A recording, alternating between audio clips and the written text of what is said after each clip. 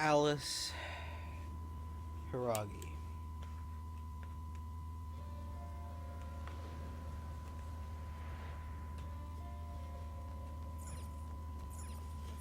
The worst boss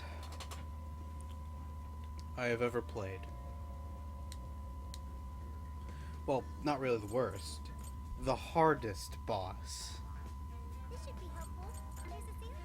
And I thought this would be easy, but it turns out you need to be like at level 99 in order to beat her. Level 99 being like the highest rank you can get. And mainly because I wasn't leveling up everyone to a great standard. Yeah, I wasn't exactly prepared for her. And weekend. Friday. A couple weeks ago. I was being driven mad and I decided, you know what? I'm gonna take a break. Like, have a little zen time to myself. Then the next day, I tried again, but there was one big problem during that day. I had a headache. And it was a pretty bad one. Felt nauseous. Didn't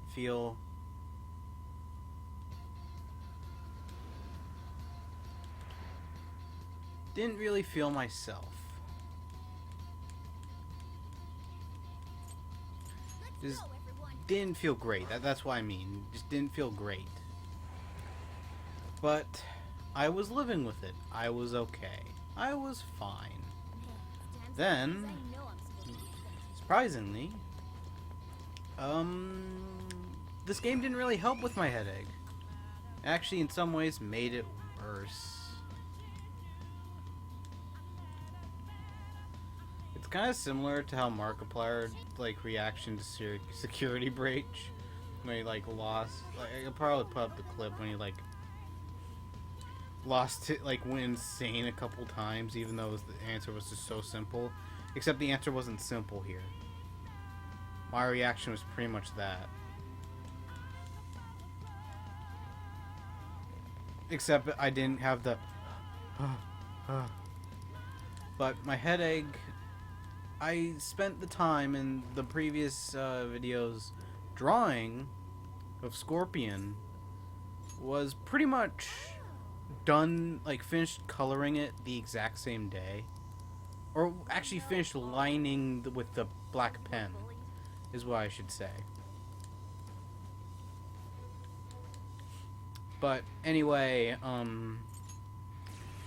pretty much it became probably the hardest thing I've ever had to really do. Mainly because the thing was just kept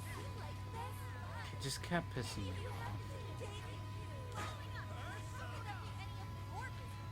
And then I just stopped. Went next day, wasn't any better. And I was in full health that day. No headaches, none of that. Then Monday, no school that day. So I could have spent the entire day doing what?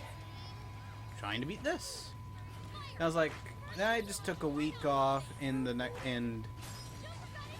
week off to do Batman Blackgate, the next video coming out soon, I swear. Pretty much. Then I spent that weekend trying to defeat the final boss of that game. Catwoman. If you haven't played that game, ooh, get ready to meet the mother of all timing bosses. That's what you do. Time your attack. Or counter. That was my second most frustrating boss. And then then I eventually got it, had a super happy reaction when I was finally done with it. And then I tried Alice again because I was just so hyped that I finally got something done. That I just had to share it with the world. And then I was killed. Then all that anger came right back.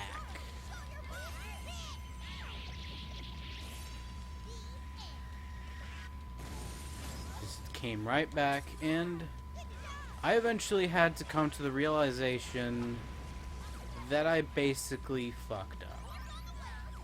I wasted all my money. Wasted all of my money. I couldn't even do the trick. I would have to play the rest of the game the way it was meant to be, or go around and just kill a whole bunch of enemies.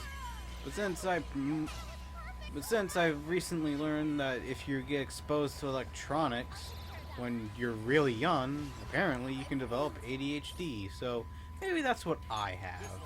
I don't really know, and to be frank, I'm pretty sure I won't figure it out for a number of years.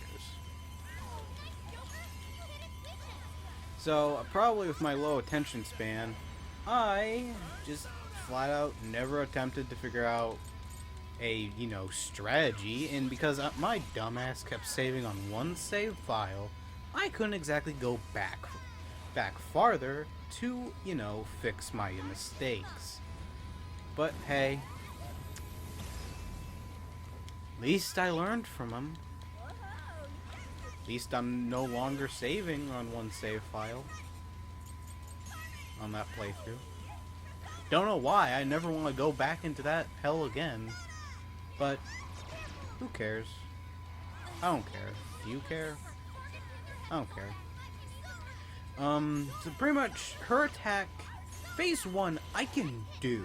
I can survive. But the thing is, my main problem with phase 1 is mainly because you waste pretty much all of your energy, SP, all your environmental attacks on phase 1. And phase 2 really needs you to have enough SP and all of that. Because you know what's in phase 2? Oh, you better want to know what's in phase 2. Pretty much hell. It's pretty much hell.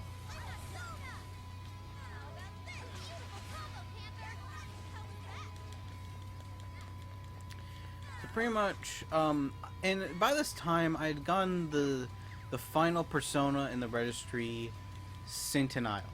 And that guy is pretty much the most powerful persona, except that doesn't really mean shit when you go against a merciless boss, because she can't get... You have to waste all of your SP, all of your bonus items, and guess what? If you don't have enough SP items that, restore more than at least 20% of your SP, the game's just gonna frankly just say, good luck. Which can mainly piss you off, and does.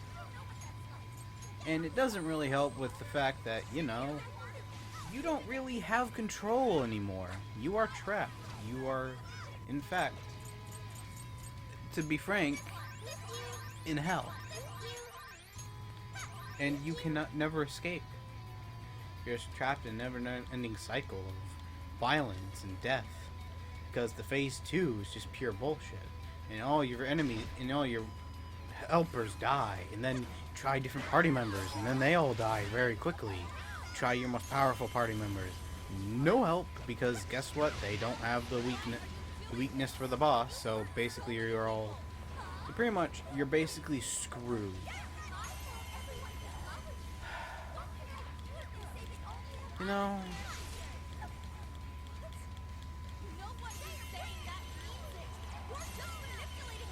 I don't really know why I even attempted it.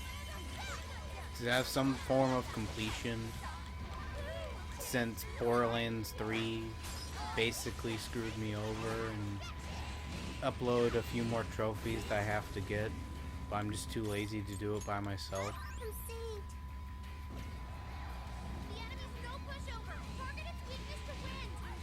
Guy...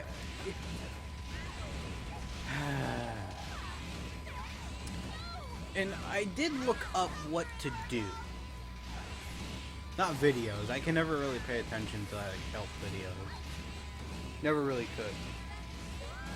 But when it came to, everything else,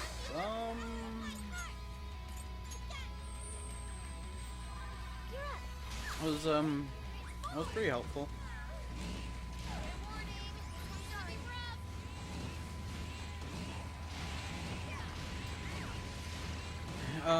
Pretty much your main party members that people always suggest you use is pretty much Makoto and Morgana for like bonus attacks and like technicals and all that shit.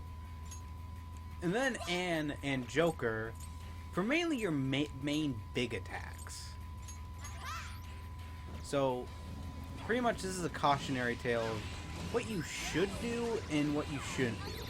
You shouldn't not prepare, because you're basically going to step into your worst hell if you come in unprepared.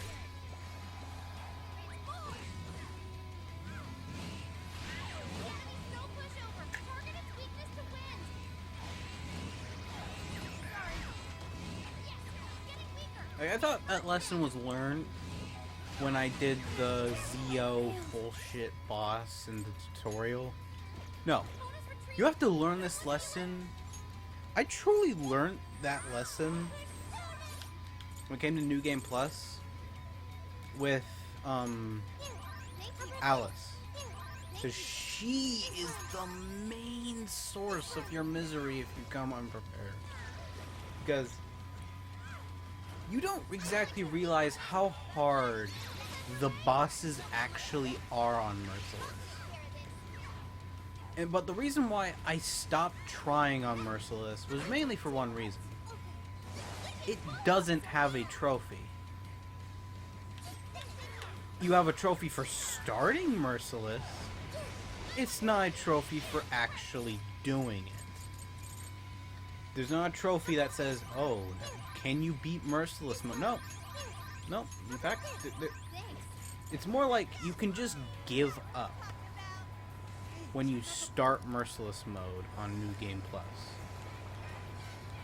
while you have to get the rest of them, rest of the bond skills, and like your main save file. Even if you have to spend literal hours of farming enemies for at least a couple bond skills.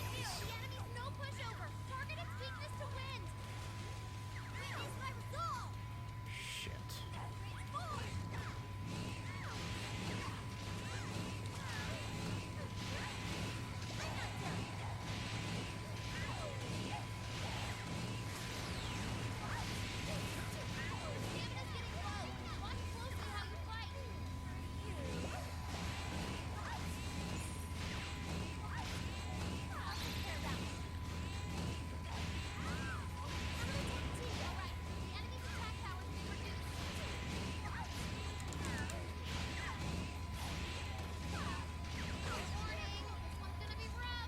But yeah, I never got close to like the end of the health bar. I never got close to it. That's how difficult it actually did get. You might not realize, until you've actually played it unprepared, how much harder the game actually is.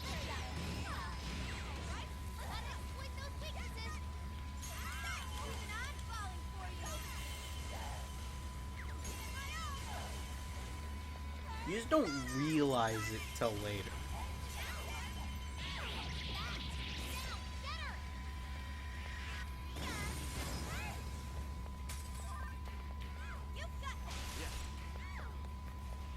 Let's go. You're mine. Come. Let's go.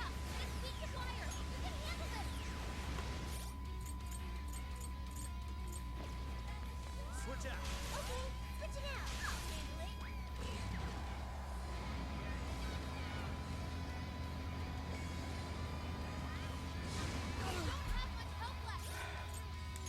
This one. Thank you. Hurry up and heal. Go ahead.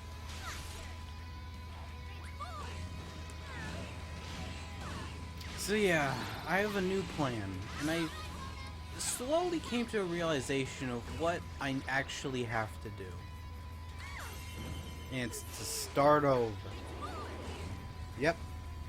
Start over, complete the game, get all the requirements for New Game Plus, and then go on to that New Game Plus, and then get the rest of the bond skills.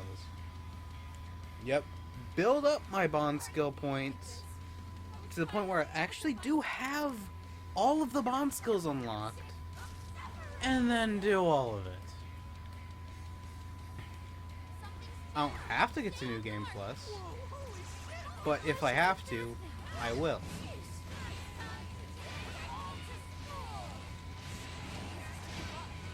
That's just how frustrating it got.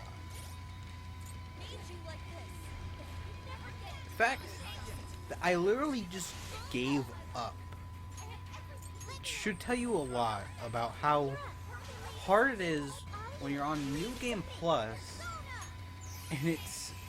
and the freaking hardest difficulty. Because New Game Plus adds on to the difficulty because it's basically more of the new game except with all your equipment, so all the enemies are buffed to make them stronger. But Merciless is literally boosting them up by like 20 tons of force. And that's frustrating. And that's what I'm trying to communicate here. It's hard. Sure, it might be a little bit weird, that might be a little bit stupid to keep repeating the exact same thing, but I can't think of these types of words to say here. I'm not the type of person that will just sit for fucking 3 hours ranting about one small thing just because I was so pissed off about it. I'm not those Star Wars reviewers that reviewed like the sequel trilogy and like the prequel trilogy and refute other people that have done more research and just don't go on like heart nostalgia.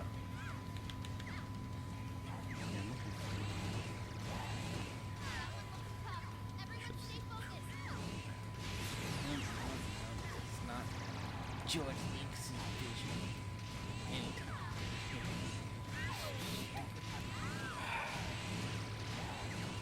Yeah, you can tell how frustrated I get with it. But I'm just not that type of person. I don't like to just sit around and talk. I would much rather do... Like, I'll rant about, like, things that actually, well, get me angry. Like, say, this game. Or when my parents do very stupid and make me angry or annoyed. Bull crap. Like that. That's mainly because, I mean, one, they're not here and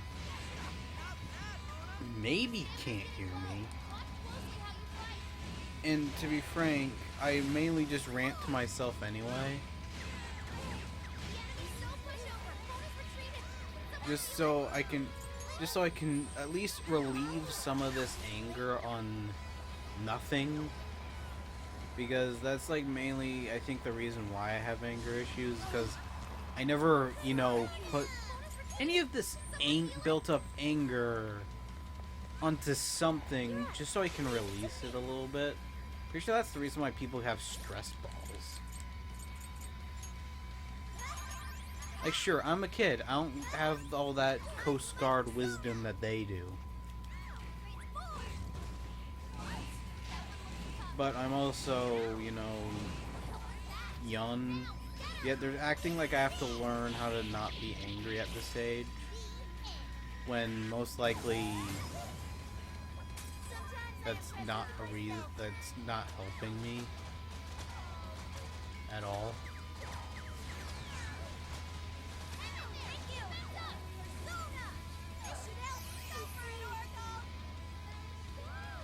So guys, you know what? I'm actually gonna talk about something that actually,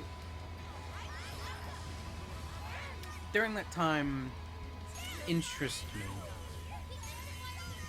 And that's like Stanley and Steve Ditko's run on Spider-Man.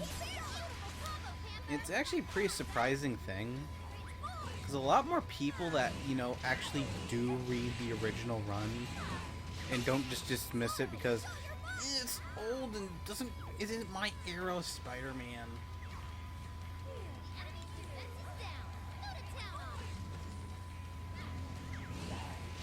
You know, like those people. I don't care if it's not your image of Spider-Man. Just because the Raimi films are more iconic doesn't like devalue this in any way. Doesn't devalue it.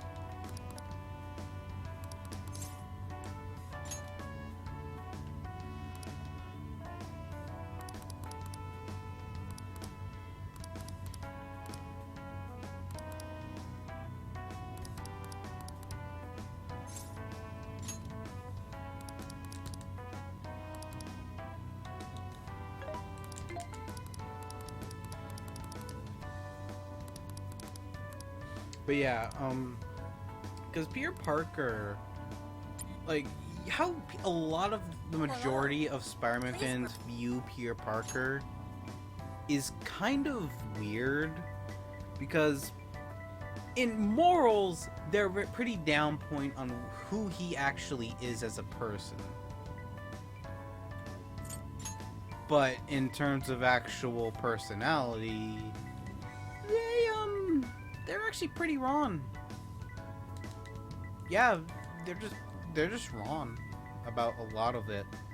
Because Peter Parker is a lot closer to Andrew Garfield's personality of how he portrays Peter Parker than he does than Toby or Tom does. Tom is pretty much Tom Holland is doing like how an actual kid in this world would actually react to becoming an actual superhero. Like, instead of sending his pictures out to the Bugle, he would be a YouTuber. Pretty much.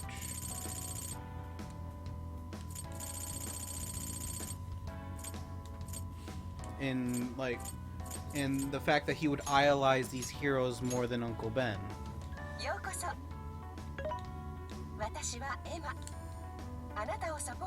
And also how he and his general ignorance of how the world actually works is pretty much how this Spider-Man views the world. But in Tobey's version of Peter Parker is a bit more of a stereotypical hero, where he is a good guy but he can make mistakes. That's what Tobey is. Does that make those versions bad? No.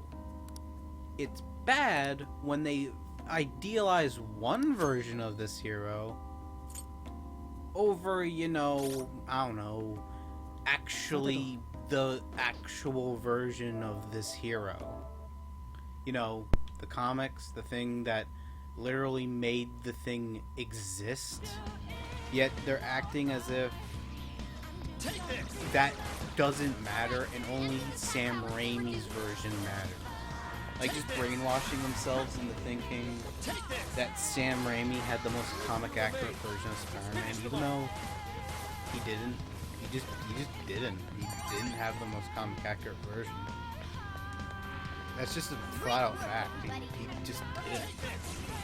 I'm not talking about heroes. I'm talking about everything. I'm not talking about Mary Jane and the fact that she because there's a difference between looking like it and actually being the character. Kirsten Dunst looks like Mary Jane. Tobey Maguire looks like Peter Parker. Alan Molinas has Doc Ock. If he only wore green and yellow, pretty much would be a perfect Doc Ock. Sandman, he pretty much just looks a little bit skinnier, but he's still Sandman. Venom, he's accurate to the Ultimate Venom. You know, from the Ultimate Comics. And, like, the only people that don't really look like their comic book counterparts are, like, Willem Dafoe's Norman Osborn and, like, Harry Osborn. They don't exactly look like the comic. And that's mainly because of the hair. It's more realistic in the movie, but that's mainly because the hair in, you know, the Osborn genes doesn't really make sense, or is pretty much impossible to do. But the thing is that comics aren't really meant to be realistic. That's the reason why, like, the Green Goblin got a redesign, even though it looks like 10 times more shittier. Like, a lot more crappier than, like, a whole bunch of other realistic looking goblin suits. Like, it's not bad. I grew up with that version to begin with, but I just kind of always thought he... But over the years, I've just kind of grown used to the fact that he, you know, has purple and is, you know, actually has more to him than just weird colors. Than just a green aesthetic, I mean. Like, I'm not saying he's bad. I'm not saying that. It's just that, well... And, like, the villain... Okay, let me just backtrack. Like, I never looked at Alan Molina's Doc Ock and said, that's Doc Ock. I more get the trench coat version of Doc Ock from the Spectacular Spider-Man cartoon than I do this. And that's mainly because I never grew up with the movie. And you might be thinking, what? You never grew up with Spider-Man 2? I did. I was just very bored by it. I much preferred the first film than the third film. And also, I was just more interested in the Spectacular Spider-Man cartoon. Mainly because I had more of that, kind of. I had, like, some of the second season's DVDs and, like, some others. So I was just more interested in that than I was in, like, the movies. Like, I was interested in the movies, I just wasn't completely devoted to that version of Spider-Man. That I completely disregarded any, like, less big version than those. Because Spectacular Spider-Man probably has the most comic accurate versions of these characters. You might be wondering, what do you mean by that? Main case, Norman Osborn. If you haven't watched Spectacular Spider-Man, you might be shocked to learn that in that series, Norman is a very selfish individual. He barely treats his son like he's an actual person. But he also is a very greedy man and basically just went insane when he took the Goblin formula and then became the Green Goblin and wanted to become the biggest crime boss in New York City. Yep, that was his main motivation. He didn't care about revenge and wanting to stay on top. Nope. Or even revenge against Spider-Man. All he cared about was literally just money. Yeah, you're wondering, that's not comic book accurate. Get out of here. Nope. Like, because Norman doesn't have a split personality. He was once, like, probably a very caring father. It's just that he took the Goblin Serum and went very cuckoo in the head.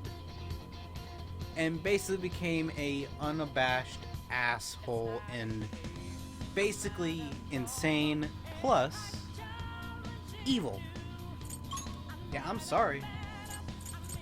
That's just who Norman Osborn is. He's just evil. When he killed Gwen Stacy, he just didn't mind the fact that he just killed someone. He was just like, I have to get the hell out of here. Yeah, that's what angers me with all these fans that, like, disregard Tom's version of Spider-Man, saying, it's not comic book accurate, and then say that Toby's is like the most comic book accurate. I'm like, no. No, he's not. I'll reveal your true form. Wide open. Come. You're mine. You can say it's comic book accurate, but it's not. Persona! Rabbit step! Persona! You're mine. Let's go. And the funny thing is that they mostly get that from the first ever Spider-Man story more than they do the actual comics. And that's like the big problem. So what's the big lesson here, kids? Actually read something. There you go. And I'm probably younger than all of you. Bye.